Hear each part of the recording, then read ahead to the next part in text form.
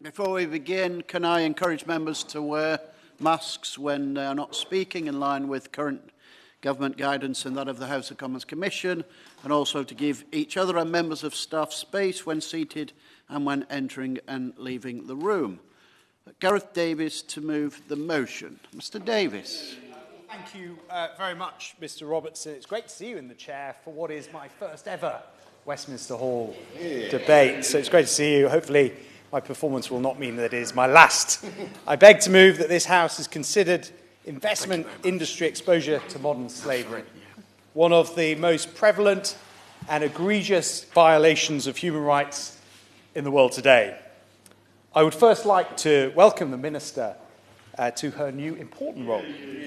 I know she'll carry out her brief superbly in what is one of the most important jobs in government, to safeguard our most vulnerable people. Mr Chairman, I think we can all agree that the shameful existence of modern slavery in today's society has no place in a civilised world. It's an issue that should concern every person that believes in the integrity of common humanity. And it should be a concern for every business because it distorts markets and undermines ethical business practices. As an international community, we have rightly taken collective responsibility for defending human rights around the world. Organisations such as the United Nations Working Group on Contemporary Slavery have drawn increased attention to the issue and made significant strides in defining and identifying this covert and highly complex crime. That being said, there is a great deal more work to do. Human exploitation continues to pervade every major nation on earth. Almost half the countries in the world have yet to criminalise slavery. And in the UK alone, it is estimated that 136,000 people are currently the victims of this awful crime. However, we are here today to specifically discuss the role that the investment industry can play in tackling modern slavery, because as it currently stands, financial services are not considered part of the solution in public policy, and I want to do my little bit to try and change that.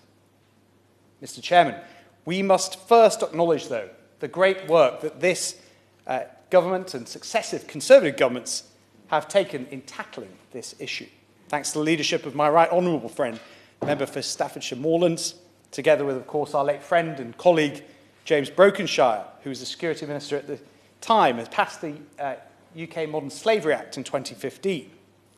The vision for this legislation was truly world-leading, and the UK became the first country in the world to require businesses to identify and address modern slavery risks in their operations and in their supply chains. It was an act that we in this country should be incredibly proud of, for it has highlighted that modern slavery exists in the private economy. And it's also paved the way for legislation in other countries, in Australia, in France, and the Netherlands. However, while we reflect on what the Modern Slavery Act has achieved, we must also acknowledge the need for evolution. All legislation requires continual review to keep pace with developing risks, and this government has therefore, quite rightly, announced that it plans to strengthen the Act in response to consultation in 2019. Of course. First of all, congratulate the honourable gentleman on bringing this forward. And I spoke to him outside, so he knows what my thoughts are. Does the honourable member not agree that it is important that girls in particular understand that investment portfolios should show a mindfulness of human slavery? And it's not enough to say that if we don't use modern slavery in our business, then our hands are clean. Would the honourable member agree we must be cognizant of how investment portfolios gain interest? And this can only be done, as the honourable gentleman says, by legislation and legislative change. Gareth Davies. Well, I'm grateful to the honourable gentleman for his intervention. It is a great honour. That's another first, Mr Robertson, for me, so I feel like I'm really making it at the moment. I completely agree with the honourable gentleman that young girls, young people, all people, actually, who hold investments, who have savings, who have a retirement pot, need to know and have confidence that those who invest that money on their behalf are doing so prudently and are putting in place the checks to ensure that there is no risk, inadvertent risk, to modern slavery, and government should do everything it can, and I'll come on to that in a minute. Mr. Chairman, this commitment that the government has made that I mentioned a short time ago to amend Section 54, subsection 5, is intended to make it more prescriptive for investment firms, and I completely agree with that. However, even with these changes, Section 54 would still remain entirely focused on internal business structures and supply chains, not where their investments are made. The good news is, though, Mr. Robertson, is that an increasing number of responsible companies are actually holding themselves to a higher standard. There are many investors already assessing modern slavery risks as part of their robust ESG strategies, or they're choosing to report their alignment with the United Nations guiding principles on business and human rights. In fact, just yesterday I met with a group of investors, and this year alone I've met with 24 separate financial services companies in preparation for today's debate, and found that already they have very robust measures in place to tackle modern slavery. But on the whole, however, the sector has just not integrated modern slavery risks into investment processes to the same extent that it has adopted, for example, environmental risk. We know that 795 financial organisations published modern slavery statements under the Act last year. However, 79 asset managers that actually submitted a statement, only 27% disclosed that they conducted due diligence on modern slavery risks. So this is clearly a problem, but I believe that there are three solutions that we can take. First, the government could broaden Section 54 of the Modern Slavery Act and consult on including a requirement that investment portfolios, just as they do in Australia, is included. Secondly, the government could issue specific statutory guidance on how investors can assess modern slavery risks, so that investors are equipped with the knowledge on that assessment, again, just as they do in Australia. And thirdly, Mr. Chairman, this is a global problem that needs a global solution. And so we should work with our global allies to establish a task force, modelled on the Task Force on Climate-Related Disclosures. It is not that different. The issue is different, but the approach can be the same. So, Mr. Chairman, as it stands, financial services firms are a £9 trillion lever that we are not yet pulling in our fight against modern slavery. The UK is the largest net exporter of financial services in the world, and this change in law that I've proposed today could make a difference to eradicating this horrendous crime. But it will also make a difference in protecting and promoting our democratic values at home and abroad. British savers investors should never, ever be used to support profit from human slavery.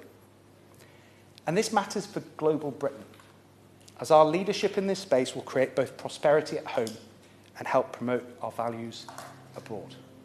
Mr. Chairman, the situation that you walk past is the situation you accept.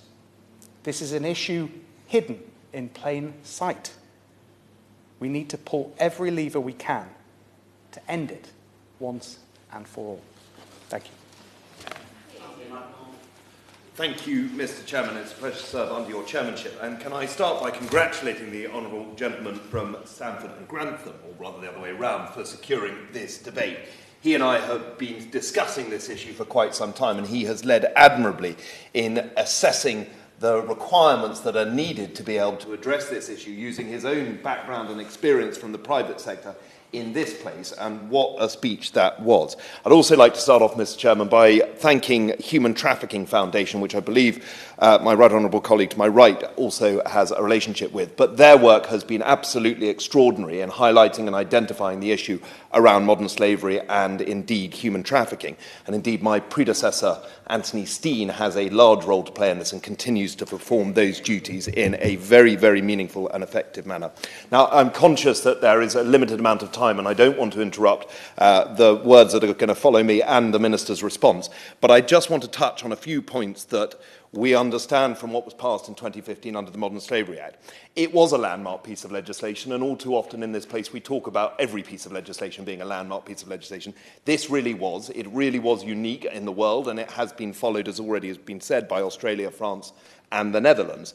And in that act, we committed to bringing perpetrators to justice, ensuring that businesses were brought in line with transparency reports, enhanced protection for victims, ensuring that there were supply chain statements, and of course the Independent Anti-Slavery Commissioner.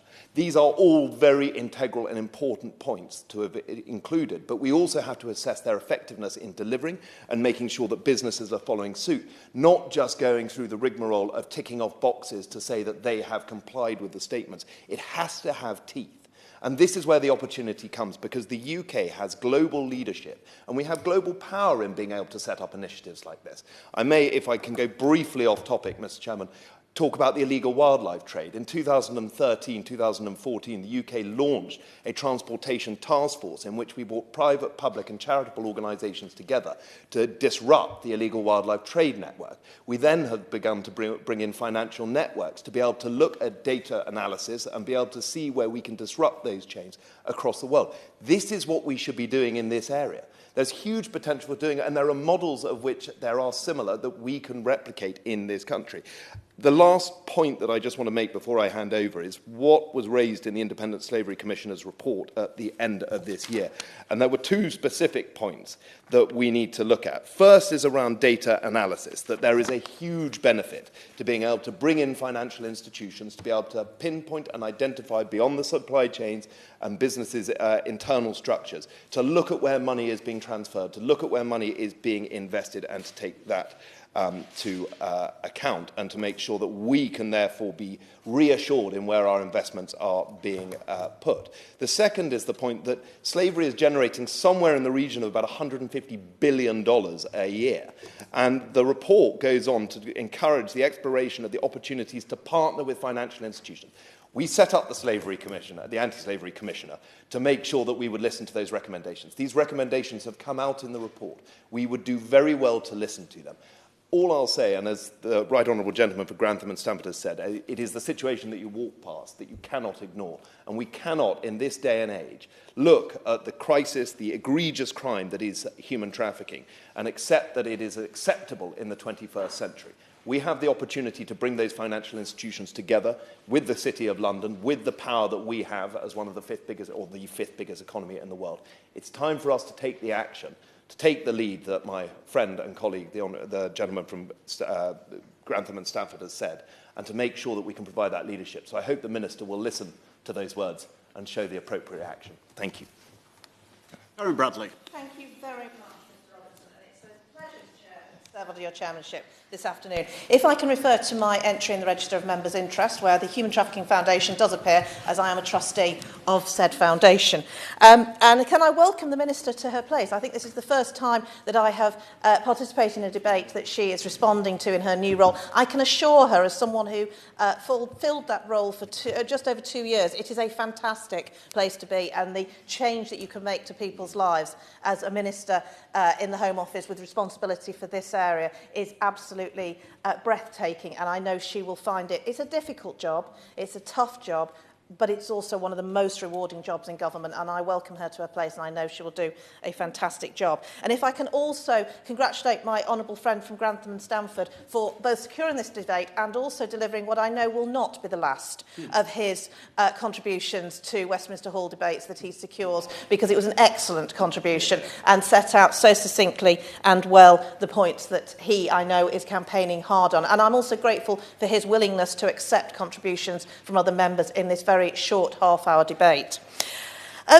My honourable friend raises very, very well the risks and the opportunities that there are for investment businesses in terms of what they can do to make sure there are they make ethical investments that their customers and their consumers want. People want to know that their money is being invested in a way that is not funding crime, be that crime around drugs or gang-related crime, or in particular the economic crime in people that is human trafficking and modern slavery. And let us be clear, this is an economic crime. It is so often confused with being a crime of immigration. It is not an immigration crime. It is an economic crime. And not one human being is prepared to make financial gain from another human being, and we must all work to stamp that out. And the numbers are shocking, but the latest estimate is around 40 million people globally, of which 25 million are estimated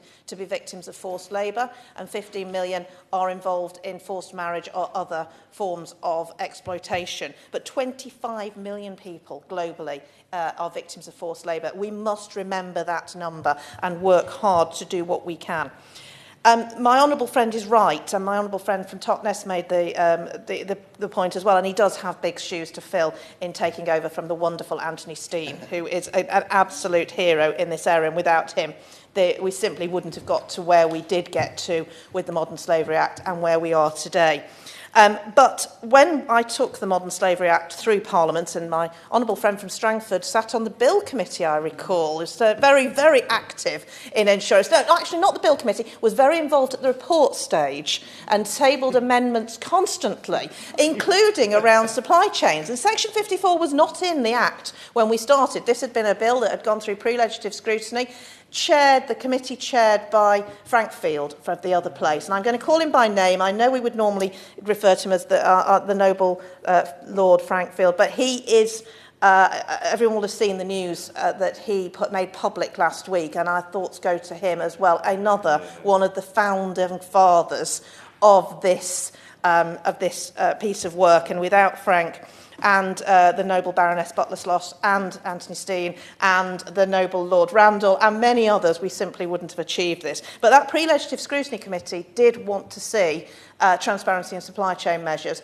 But government doesn't always listen to everything pre-legislative scrutiny committees or others suggest. And a lot of work was needed to persuade government of what perhaps those of us in the Home Office could see was a very good idea, but perhaps others in government hadn't been so convinced about. Now, it was revolutionary. Section 54 was undoubtedly revolutionary, but that doesn't mean it's not evolutionary, and it does need to evolve. And there are undoubtedly now, 6 years along, things that can be improved. And I welcome what the Home Office has said in terms of changes that need to be made. It does need to be strengthened. We do need to have it expanded to more businesses. And I think the points that my honourable friend from Grantham says around what we could do on investments is really interesting, and certainly I would urge the Minister to take these points to her colleagues across government at the earliest opportunity so that her colleagues across government can remove their reasons against them as quickly as possible. This is something customers want. Consumers want to know that their money is properly invested. And if I could just make two very quick points before I sit down, and I know, Mr. Chair, I will do. The first is that I actually have tabled a private member's bill that replicates Section 54 on climate change, which my honourable friend raised the point that this is something people want to see. I would like to see that transparency in supply chains on climate change as well, and I hope that members will support that. And my final point was to add another plea to the pleas made by my honourable friend, and that is that we work as a country to ask the United Nations to make human trafficking and modern slavery a focus of the next General Assembly next September. I think if we could work together to do that and get global recognition for this, we would go a long way to tackling this heinous crime. Minister. Thank you very much indeed, Mr. Robertson. It's a huge pleasure to be here serving under your chairmanship. And I'm just going to move this chair because I hope I'm in the right place. I've not been in here for a while, so do forgive me. And I want to thank very much my honourable friend for Grantham and Stamford for securing this vital debate and actually bringing with him the wealth of experience from his distinguished career in this relevant industry, which he brings and informs us all and helps us all to move further. I will also give my thanks to the honourable lady who I follow, my friend from Staffordshire Moorlands, and I really do feel like I've got very big footsteps to follow in, and I want to thank her for all the work that she did, bringing this world-leading and groundbreaking piece of legislation onto the statute book, because without her work, I would certainly not be here today talking about this subject, and it is absolutely right that we do. And thanks to her work and others, last week we were able to mark Anti-Slavery Day and reflect on the trauma that victims suffer, the cruelty of those that exploit them, and the bravery of those survivors who are attempting to rebuild their lives. And that moment was also a moment to reaffirm our commitment to confronting the evils of modern slavery wherever and whenever they occur. And these are utterly appalling crimes which have absolutely no place in our society. So I very much welcome the interest shown by my friends today and my friend from Strangford so that we can stamp these crimes out. I think it is nice to pause and just reflect on what we have already done as a government. We have taken some very important strides forward in recent years, but of course there is more to do. And these crimes continue to evolve, and we must continue to evolve. But as my friends have touched on, modern slavery is a global problem. We do continue to provide global leadership to tackle it. And you will have seen that during our G7 presidency, G7 members agreed to joint action on forced labour in global supply chains and reaffirmed their commitment to upholding human rights and international labour standards. And that's why we continue to invest heavily in tackling modern slavery. So we've funded a new 5-year modern slavery victim care contract to support victims to rebuild their lives. And that new contract is worth £379 million over 5 years, and that will deliver a much-needed service that's needs-based and better aligned to the requirements of individual victims, because, as we know, victims do present with incredibly complex needs, and it is right that we have the support tailored for them.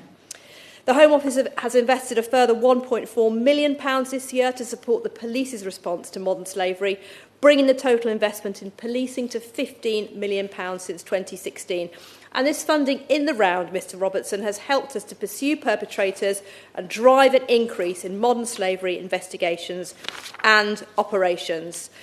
And that's why, following on from our recognition that the nature of modern slavery has evolved over the years, that's why the Home Secretary announced a review of the 2014 Modern Slavery Strategy, which builds on the considerable progress by adapting our approach and maintaining our position as an international leader in this area. We will publish a new strategy next spring, and that will set the strategic direction for years to come. So through the Modern Slavery Act in 2015, the UK became the first country in the world to require businesses to report on the action they were taking to address modern slavery risks in their operations and supply chains. And this legislation acts as a call to action for businesses, investors and the international human rights community. No doubt the businesses that my honourable friends were involved in before they brought their expertise to this place. Following the recommendations of the independent review of the Modern Slavery Act and a consultation, the government committed to introducing an ambitious package of measures to strengthen our world-leading transparency in supply chains legislation. And we will extend the reporting requirements to public bodies to leverage public procurement and address risks in public supply chains. We will mandate specific reporting topics that statements must cover, set a single deadline for reporting, require organisations to publish their statements to a new government registry for modern slavery statements, and introduce financial penalties for organisations that fail to meet their reporting obligations. These changes require legislation, but I want to reassure you that this government remains committed to legislating on modern slavery, and we will implement these measures as soon as parliamentary time allows.